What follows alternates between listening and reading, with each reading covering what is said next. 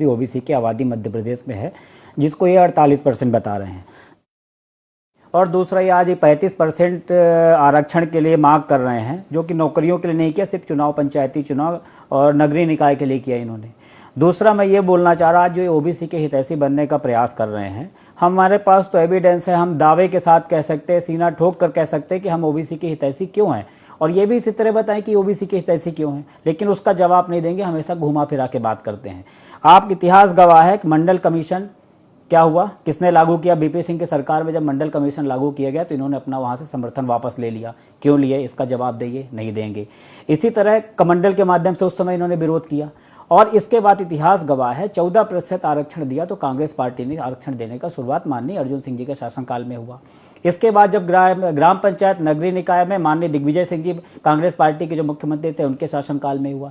इसके बाद जब 15 महीने से कम समय माननीय कमलनाथ जी को मिला, विपरीत परिस्थितियों में, उस समय उन्होंने 27% आरक्षण दिया, उसका नियम बनाया। ये अपने आप सिद्ध होता है कि हम ओबीसी वर्ग के हितैषी हैं। और रही जो भारतीय जनता पार्टी की बात, भारतीय जनता पार्टी का हमेशा एक कृत्य, जो भी काम करती है वो सिर्फ उसका लक्ष्य रहता है सत्ता पाना। ये कभी आम जनता या गरीब किसान किसी की हितैषी नहीं, तो ओबीसी की हितैषी क्या होगी? इनके जो भी परिणाम होते हैं, जो भी निर्णय होते हैं, जो भी कृत्य होते हैं, वो हमेशा अपने संगठन को मजबूत करने के लिए होते हैं, अपने पदाधिकारी को मजबूत करने के लिए होते हैं। ये भूल जाते हैं कि सिर्फ पार्टी नहीं, ये संगठन है, सत्ता है, सरकार है, इसलिए इनकी रिस्पॉन्सिबिलिटी, इनकी जिम्मेवारी होती है कि हर वर्ग का भला चाहें। इनसे कौन पूछे कि जब ये शिवराज सिंह चौहान पिछले कार्यकाल में 14 से 15 साल तक जब मुख्यमंत्री थे तो इन्होंने ओबीसी वर्ग को आरक्षण क्यों नहीं दिया? इसका जवाब कोई भारतीय जनता पार्टी का नहीं देता। मैं इनसे पूछूंगा, अभी कुशवाहा जी खुद प्रताड़ित है वहां पे, भले अभी वहां चूंकि भाजपा के बड़ी बड़ी बातें करेंगे, लेकिन इसका जवाब स्पष्ट शब्दों में नहीं देंगे। ये आज ओबीसी वर्ग के इतने धरने प्रदर्शन हो रहे हैं, ओबीसी के चयनित शिक्षक बैठे, ओबीसी का हित चाहते तो उनके पास जाना चाहिए, उनको आरक्षण देना चाहिए, लेकिन नहीं दे रहे। ये पहले नियुक्ति तो ठीक है जो आप कह रहे हैं, अहित और हित की और ओबीसी हितैषी होने की, सर्वे को नकारने की ठोस वजह कांग्रेस के पास क्या है? क्या कांग्रेस ने भी कोई अलग से सर्वे कराया है? क्या कांग्रेस के पास कोई ठोस रिपोर्ट है? आपकी तरफ से जो आयोग काम कर रहा है, क्या उसने भी कोई ऐसी रिपोर्ट तैयार की है जो आप इस रिपोर्ट को खारिज कर रहे हैं, इस पर सवाल उठा रहे हैं? देखिए, इस रिपोर्ट को खारिज इसलिए कर रहे हैं क्योंकि हमने बताया, आपको पहले ही बताया कि इनका प्रत्येक कृत्य सत्ता को पाना होता है। आज ये जानते हैं कि ओबीसी का वोट बैंक जो है इनसे खिसक चुका है। आज ये ओबीसी वोट बैंक को लुभाने के लिए इस टाइप से आंकड़े पेश कर रहे हैं, इसलिए इनकी रिपोर्ट पर हमें विश्वास नहीं है। पूरा दुनिया जानती है कि कम से कम 55 से 60% ओबीसी इस प्रदेश में निवास कर रहा है, जिसको 48% बता रहे हैं। तो हम तो इनके रिपोर्ट में विश्वास ही नहीं करते। बाकी अभी कोर्ट में है, चलिए कुछ नया पुराना है, घुमा फिरा के वही आपका कैसेट चालू हो गया। आंकड़ों की बात करो ना, 14% क्यों नहीं दिया? शिवराज सिंह चौहान ने क्यों नहीं दिया?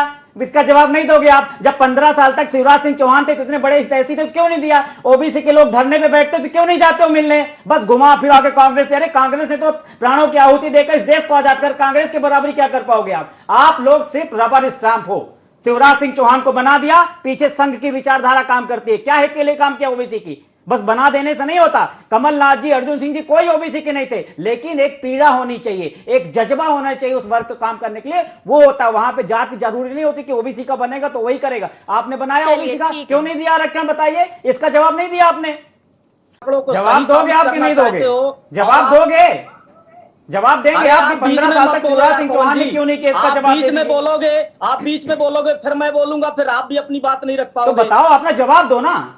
अरे मैं आपकी जवाब देने के लिए नाज़नीन जी को जवाब दे रहा हूं। मैं आपके जवाब शिवराज सिंह चौहान जी ने ओबीसी को आरक्षण क्यों नहीं दिया जब 14 साल तक उनकी सरकार थी? इसका जवाब दे दीजिए। और दूसरा बता दीजिए, विवेक तनखा जी कोर्ट में गए थे रोटेशन प्रणाली के लिए, आप गलत प्रचारित कर रहे हो कि इन दोनों का जवाब दीजिए। चाहते थे, सुन लीजिए पवन जी, आप चाहते थे कि महाराष्ट्र की तरह यहां पर भी आरक्षण के बिना चुनाव हो, इसलिए आप। अरे हमारी चाहत मत देखिए, हम जिसके लिए गए थे जो ऑन रिटर्न था उसकी बात करिए। आप लोग चाहते थे कि यहाँ भी आरक्षण कैंसिल हो जाए, जिस प्रकार से महाराष्ट्र में। अरे यार, हमको पूरा इतिहास बता रहे कि कांग्रेस पार्टी ने दिया 14%।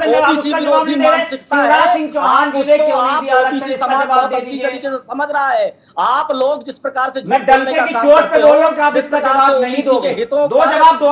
घात करने का काम करते हो, उस प्रकार से जनता और ओबीसी समाज बहुत अच्छी तरीके से समझ रहा है। और आपके यहाँ से झूठ बोलने से कुछ नहीं होने वाला पवन जी। और चलिए ठीक है, मैं पवन जी से पूछ लेती हूँ। पवन जी, चलिए आप जो कह रहे हैं कि रोटेशन की बात थी और बीजेपी जो आरोप लगा रही है या जो बात जनता के बीच ले जा रही है, सबसे ज्यादा जरूरी है कि जनता के बीच जाकर बात को स्पष्ट किया जा सके। जैसा कि दुबे जी ने भी कहा कि वोट का पूरा मामला है और जाहिर है कि दोनों राजनीतिक दल इसके लिए भरसक प्रयास भी करेंगे। ये मामला बहुत सेंसिटिव है। ऐसे में जब आप ये कह रहे हैं कांग्रेस पार्टी ने बहुत अच्छी कोशिश की, कमलनाथ जी का ये प्रयास रहा, लेकिन क्रेडिट जब आता है तो क्या लगता है यह कांग्रेस को मिलेगा या फिर भारतीय जनता पार्टी, क्योंकि बार बार कह रही है कि आपने गलत आंकड़े दिए, तथ्य गलत थे और इस वजह से मामला इतना लंबा खिंच गया। देखिए नाजरीन जी, क्या होता है जब किसी राजनीतिक दल का लक्ष्य निर्धारित होना चाहिए।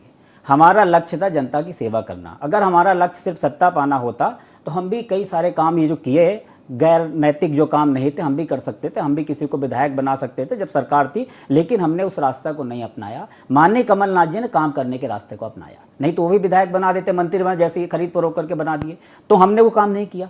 और दूसरा जो हम इनसे बोल रहे हैं झूठ बोलने का काम, चलिए एक एक करके बोलिए। अरे झूठ बोलने को तो आपको इंटरनेशनली अवार्ड मिला हुआ है। नरेंद्र मोदी कितना झूठ बोले, शर्म करो थोड़ा सा। नरेंद्र मोदी ने क्या क्या बोला था? बेरोजगारी का भत्ता देंगे, बेरोजगारों को भत्ता देंगे, 100 दिन में काला धन आएगा, 100 दिन में काला धन आएगा, 2 करोड़ रोजगार देंगे, आधार कार्ड का विरोध किया, नोटंकी करो आप। आपके झूठे कमलनाथ जी छोड़ दीजिए बातें। अरे तो 15 साल काम कर लेते झूठे कमलनाथ को तो आपकी अकल ठिकाने आ जाती, क्यों गिरा दिया?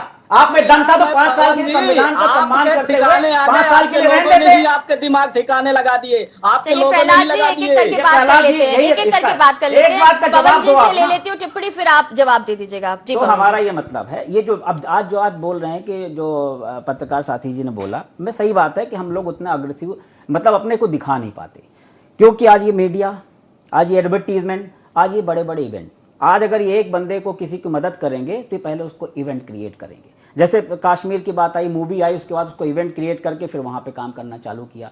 किसी को अगर मदद करेंगे, रोजगार देंगे, अरे तुम सत्ता में हो, तुमने 2 करोड़ रोजगार का वादा किया था, रोजगार देना है, पहले उसके लिए लाखों करोड़ों अरबों का इवेंट लगाएंगे, बड़े बड़े पैकों में विज्ञापन देंगे और उसके बाद रोजगार देंगे। इनकी नीतियां इतनी अच्छी, फिर रोजगार दे रहे, फिर भी रोजगार कम नहीं हो रहा, समझ में नहीं आ पा रहा। महंगाई इनकी दाबड़तोड़ बढ़ती जा रही, कम नहीं हो रहा। पेट्रोल का रेट पहले 2 रुपए बढ़ता, साइकिल चलाने लगते थे। इनकी कथनी और करने के अंतर को खुद बस ये इनको इनके प्रवक्ताओं को रटा रटाए कैसी टेक है, वही जाके बोलते हैं आपको प्ले कर देना है, सामने वाला कुछ भी बोलता रहे। मैं इनसे क्या पूछ रहा हूं, इसका जवाब क्या दे रहे हैं? अरे मैं कह रहा हूं कि जब आप इतने ओबीसी के हितैषी थे, तो जब 15 साल तक शिवराज सिंह चौहान की सरकार थी, तो आपने ओबीसी को आरक्षण क्यों नहीं दिया? कांग्रेस ये बात समझ गई है कि भारतीय जनता पार्टी हर चीज को इवेंट की तरह पेश करती है और जनता के बीच में ले जाने के लिए, उसको बार बार याद दिलाने के लिए आपको लगता है कि इस तरह के इवेंट की जरूरत है? कांग्रेस ऐसा कोई पैटर्न अपनाएगी या कोई नया पैटर्न आप लेकर आएंगे ताकि आप बीजेपी को बीट कर सके? देखिए, हम नया पैटर्न लेके नहीं आएंगे। हमारा पैटर्न वही है जो एक कांग्रेस करती थी, जो कांग्रेस की पहचान है, जो कांग्रेस की विचारधारा है।